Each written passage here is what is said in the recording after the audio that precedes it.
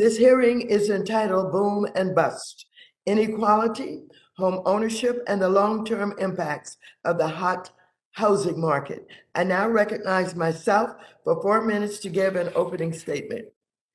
As we celebrate National Home Ownership Month, we must recognize that home ownership is the primary driver of wealth for most families in the United States. It's a source of stability and opportunity for families who can leverage their home equity to put their kids through college, to start a business, and support them in retirement. However, not everyone has been able to realize the dream of home ownership, and the pandemic housing boom has made these disparities worse. In fact, while millions of people were able to take advantage of historically low interest rates to purchase homes or refinance their mortgages, skyrocketing home prices and other ongoing challenges made it harder for millennials and Gen Z, people of color, and individuals without intergenerational wealth to compete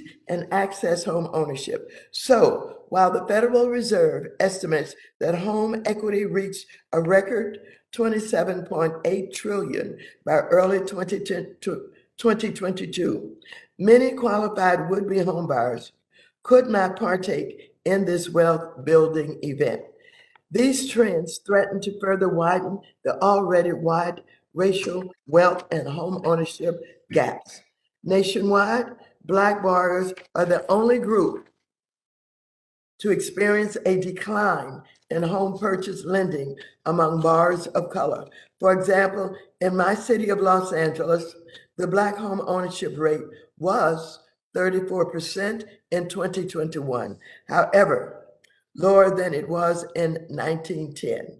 After experiencing a substantial loss of wealth during the post-2008 foreclosure crisis, households of color continue to be locked out of opportunities to build wealth. It's unconscionable that despite historical low interest rates, this nation was still unable to ensure that historically underserved and excluded borrowers could make home ownership gains.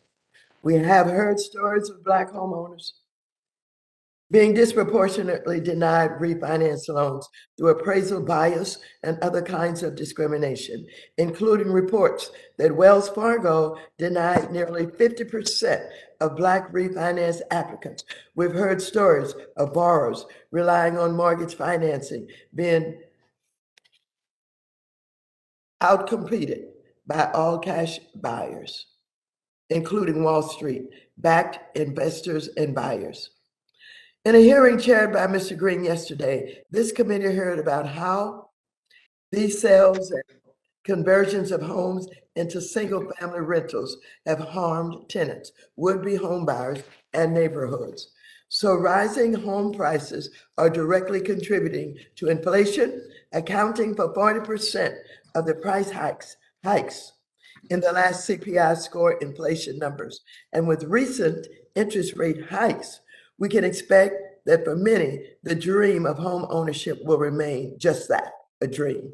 Congress must pass this committee's housing title of the Build Back Better Act legislation I drafted that would create and preserve over 1 million homes. This $150 billion investment would ensure the long-term health of our economy by significantly increasing the supply of affordable housing, thereby reducing housing costs and corresponding inflationary pressures. Additionally, last week, committee Democrats passed my Down Payment Toward Equity Act to provide down payment and lending assistance to first-generation home buyers.